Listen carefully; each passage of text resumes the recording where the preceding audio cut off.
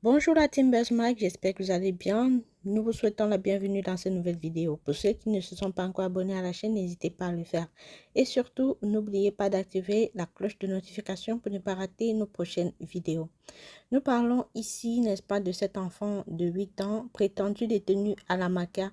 C'est Diana Blay, vous vous rappelez, cette femme qui a été incarcérée au lendemain du décès de Didier Arafat, qui a, n'est-ce pas, déposé cette information lors de son invitation sur un plateau télévisé ivoirien.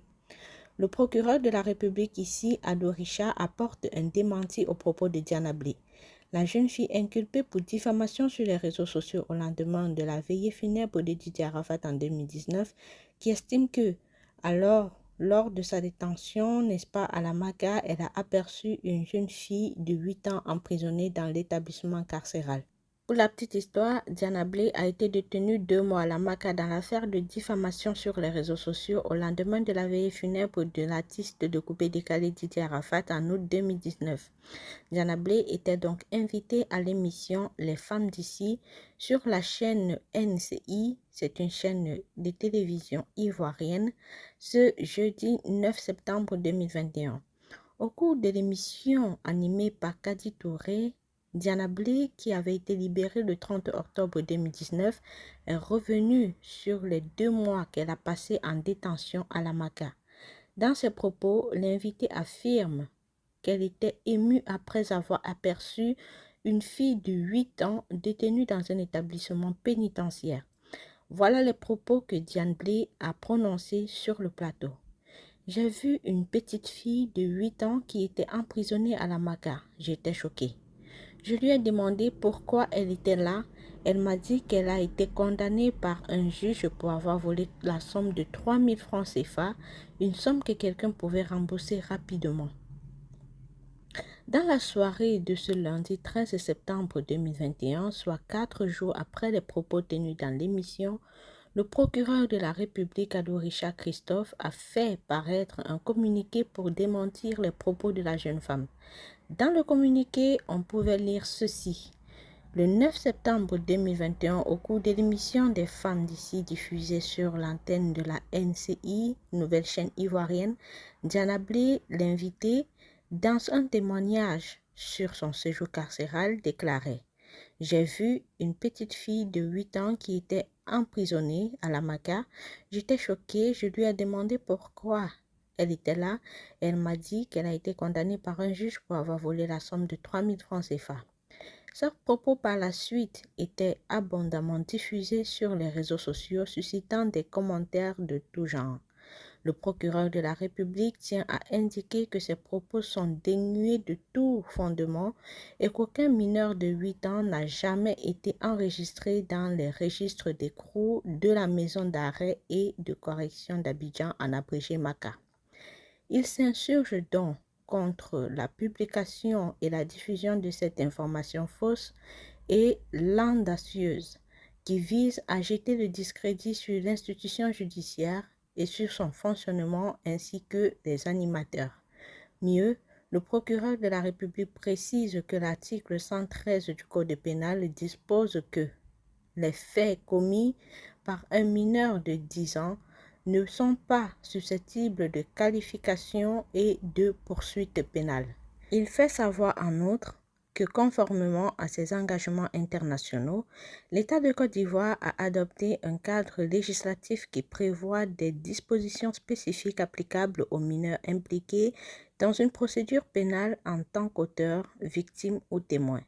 Il rappelle que la publication, la diffusion, la divulgation ou la reproduction par quelque moyen que ce soit des nouvelles fausses, des pièces fabriquées, falsifiées ou mensongères attribuées à des tierces est sanctionnée par la loi.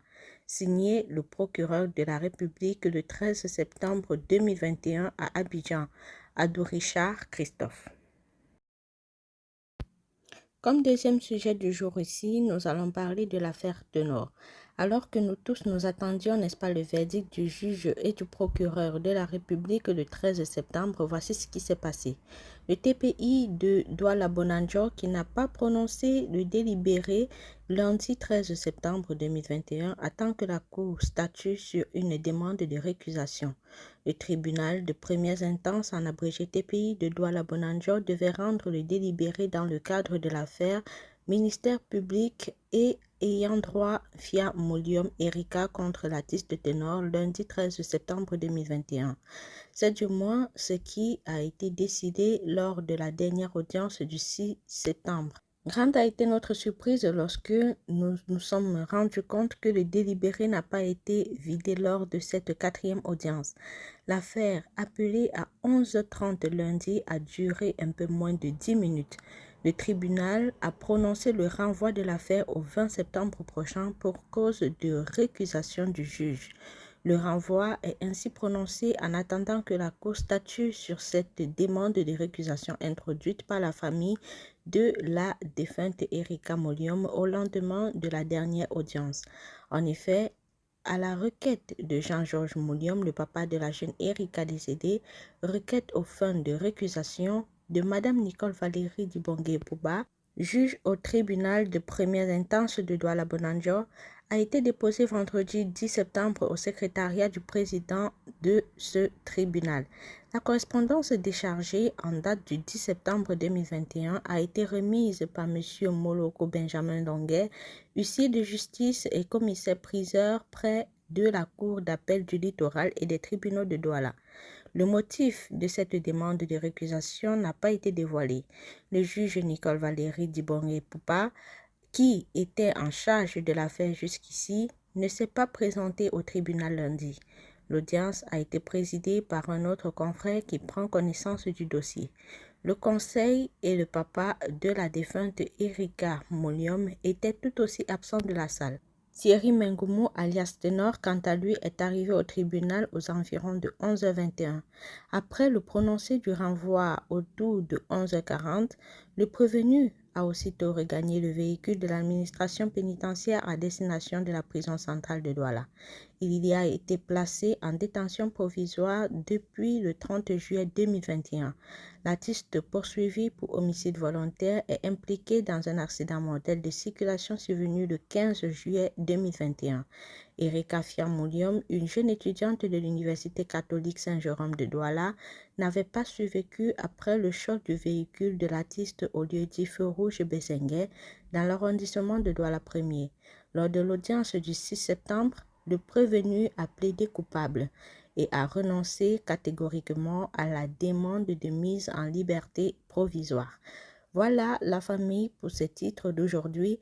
Nous sommes arrivés à la fin de cette vidéo. N'hésitez pas à lâcher un pouce bleu s'il vous plaît, à commenter et à partager au maximum. On va se dire à la prochaine pour une autre. D'ici là, portez-vous bien et prenez soin de vous. Bye bye.